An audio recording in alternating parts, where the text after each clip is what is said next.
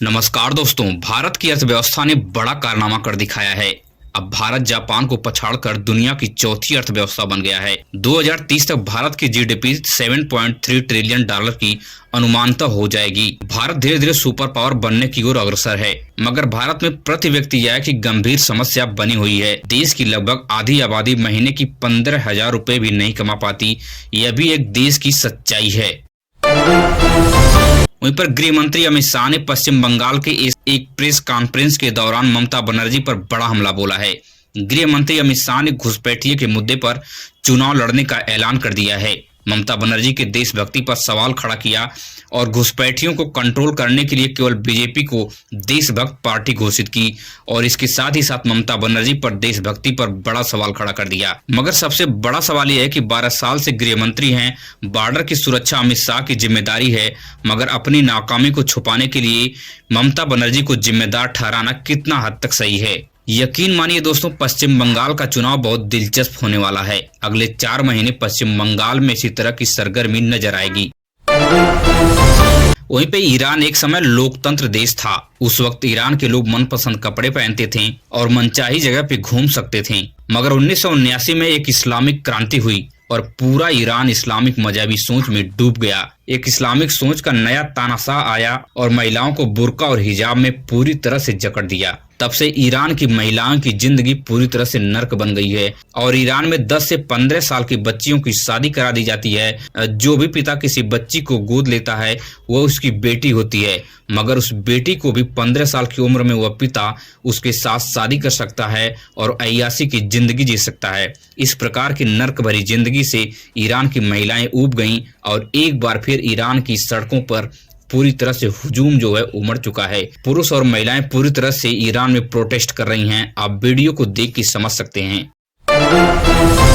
वहीं पर अमेरिका के राष्ट्रपति डोनाल्ड ट्रंप ने ईरान को पूरी तरह से नस्ते नाबूद करने के लिए चेतावनी दी थी। ईरान ने डोनाल्ड ट्रंप को सख्त लहजे में चेतावनी दी है कि अगर अमेरिका ईरान के ऊपर कोई भी हमला करता है तो उसके जवाबी कार्रवाई में इतनी भयानक हमला होगा कि अमेरिका सदियों तक इस हमला को भूल भी नहीं पाएगा। डोनाल्ड ट्रंप के लिए यह चेतावनी उनके नाक का सवाल बन गया है। वहीं पर उत्तर प्रदेश के गाजियाबाद में हिंदू रक्षा दल के कुछ लोगों ने तलवार बांटते हुए नजर आए। इस वीडियो को देखकर पुलिस हरकत में आई और आनन फानन में 16 नामजद और 30 अज्ञात कार्यकर्ताओं के ऊपर एफआईआर दर्ज कर दी और 10 आरोपियों को गिरफ्तार कर लिया। दरअसल हिंदू रक्षा दल के ये लोग जो हैं गाजियाबाद के कॉलोनियों में घूमकर घर घर जाकर तलवार बांटने का काम कर रहे थे। इस संवेदनशील मुद्दे को लेकर योगी आदित्यनाथ के ऊपर बड़ा सवाल खड़ा हो गया है कि योगी आदित्यनाथ कानून व्यवस्था कायम करने में पूरी तरह से फेल साबित हुए नजर आ रहे हैं। दीपू चंद दास की निर्मम हत्या के बाद आज फिर हत्या बांग्लादेश में की गई है। बांग्लादेश के फिरोजपुर जिले में हिंदू परिवार के 5 घरों को भीषण आग के हवाले कर दिया गया। इसी बीच विदेश मंत्री एस जयशंकर बांग्लादेश के दौरे पर हैं। बांग्लादेश के पूर्व प्रधानमंत्री जिया खालिया का निधन हो गया है। इसी में शामिल होने के लिए एस जयशंकर जा रहे हैं और इसे पूरी तरह से रणनीति का हिस्सा बताया जा रहा है। हिंदुओं के ऊपर जो अत्याचार हो रहा है उसे लेकर बड़े कयास लगाए जा रहे हैं कि विदेश मंत्री इस मामले को सुलझाने में कामयाब साबित होंगे, मगर देखना बहुत दिलचस्प होगा। वहीं पर नया साल में एक नया युद्ध शुरू होने की आहट मिल रही है। दरअसल चाइना ताइवान के तीनों तरफ से ब्लॉकेट करके अपनी शक्ति का प्रदर्शन कर रहा है। चाइना और ताइवान की दुश्मनी बहुत पुरानी है। लगातार तीसरे दिन भी हथियारों की गर्जना जारी रही। ताइवान ने भी अपनी सैन्य तैयारियों को शुरू कर दिया है। भीषण युद्ध बहुत जल्द देखने को मिल सकता है। वहीं पर आयकर विभाग ने लुल्लू मॉल पर बड़ी कार्रवाई किया है। कई दस्तावेज खंगालने के बाद सूत्रों के मुताबिक यह पता चला है कि 27 करोड़ टैक्स न देने पर कंपनी के बैंक अकाउंट को पूरी तरह से फ्रीज कर दिया गया है। लखनऊ के लुल्लू मॉल पर बड़ी कार्रवाई आयकर विभाग की नजर आ रही है। वहीं पर 1 जनवरी 2026 को सरकार के बड़े फैसले जो हैं लागू होने के लिए तैयार हो चुके हैं। डिजिटल राशन कार्ड की ऑनलाइन व्यवस्था शुरू हो गई है, जिससे आधार लिंक्ड कार्ड जारी किया जाएगा। उत्तर प्रदेश, मध्य प्रदेश, बिहार समेत कई जिलों में यह कानून लागू होने के लिए पूरी तरह से तैयार हो चुका है। वहीं पर 12,75,000 सालाना कमाने वालों को 0 टैक्स देना पड़ेगा। इससे कम जो भी कमाते हैं उन्हें अब कोई भी टैक्स चुकाना नहीं पड़ेगा। सरकार का सबसे बड़ा फैसला लिया गया है। वहीं पर एटीएम को यूज करने के लिए लगातार बड़े पैमाने पर चार्ज काटा जा रहा था, मगर अब सरकार ने फैसला लिया है कि अब एटीएम को यूज करने पर कोई चार्ज नहीं काटा जाएगा। वहीं पर 16 वर्ष से कम आयु के बच्चों को सोशल मीडिया का प्रयोग करने के लिए प्रतिबंधित करने के लिए सरकार तैयारी कर ली है। अब नए साल में यूपीआई की लेन देन की जो लिमिट है वह 1 लाख से बढ़ाकर 2 लाख कर दी गई है। वहीं शिक्षा, स्वास्थ्य, आईपीओ और बीमा में आप 5 लाख तक लेन देन एक दिन में कर सकते हैं। और एलपीजी सिलेंडर पर 30 से 40 रुपए की भारी छूट सरकार देने के लिए तैयारी कर ली है। पीएम किसान योजना के लिए यूनिक किसान आईडी जारी की जा रही है। उत्तर प्रदेश समेत कई राज्यों के किसानों को यह बनवाना अनिवार्य है, नहीं तो आपकी पीएम किसान योजना के तहत 2000 रुपए मिलने वाले बंद हो सकते हैं। चाइना ने देश के नागरिकों की सुरक्षा व्यवस्था कायम रखने के लिए दुनिया में अपना लोहा मनवाने के लिए लगभग 70 करोड़ सीसीटीवी कैमरा लगाया है।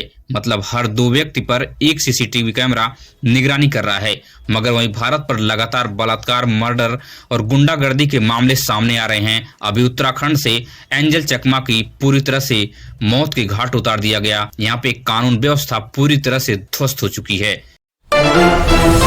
वहीं पे एलन मस्क ने बहुत बड़ा दावा किया है कि आने वाले कुछ ही साल में एआई इतना एडवांस हो जाएगा कि मानव की कोई जरूरत ही नहीं पड़ेगी। सामानों का इतना सस्ता प्रोडक्शन होगा कि लोगों को बहुत कम पैसे कमाने की जरूरत पड़ेगी और इंसान की वैल्यू लगभग खत्म सी हो जाएगी। इस चौंकाने वाले दावा से आप कितना सहमत हैं, कमेंट में टाइप करके जरूर बताएं।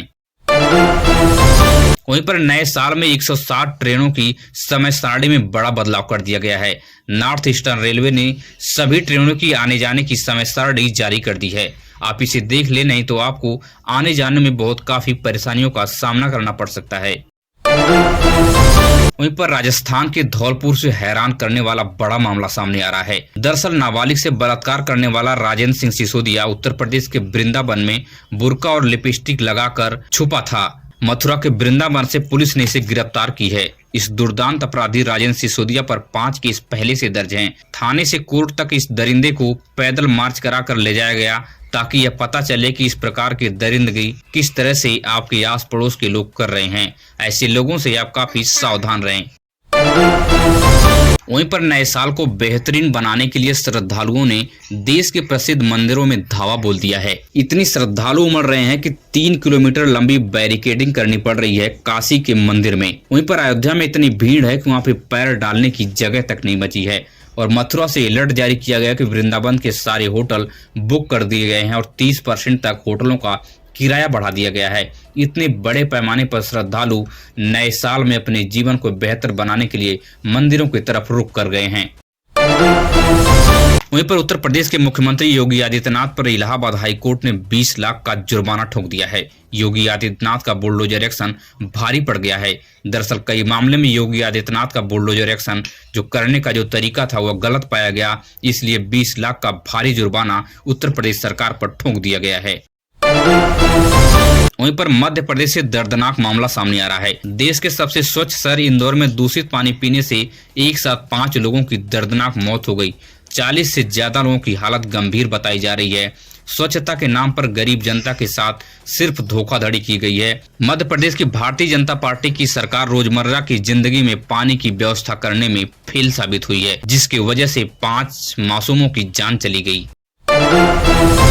अगर आप देश और दुनिया से बड़ी खबरें देखने में दिलचस्पी रखते हैं तो आप हमारे इस चैनल को सब्सक्राइब कीजिए। मिलेंगे इसी तरह की नई वीडियो में नई सूचना के साथ। धन्यवाद।